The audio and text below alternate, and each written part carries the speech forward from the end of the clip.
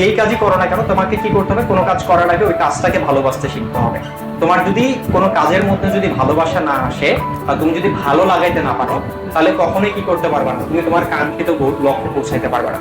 যেমন ধরো আমি যদি বলি বিরাট কোহলির কথা, বিরাট কোহলি কি কখনো বলছে, দেখছো বিরাট কোহলিকে বলতে যে আমার ক্রিকেট খেলতে ভালো লাগে না? কখনো বলিনি। ইলন মাস্ককে কি কখনো দেখছো যে ও বলছে যে আচ্ছা আমার বিজনেস করতে ভালো লাগে না? কখনো বলিনি। এরপরে আমি যদি বলি যে তোমার শাহরুখ খানের কথা যদি বলি, ও কি কখনো বলছে যে আমার অভিনয় করতে ভালো লাগে না? কখনো বলে। কেন বলেনি?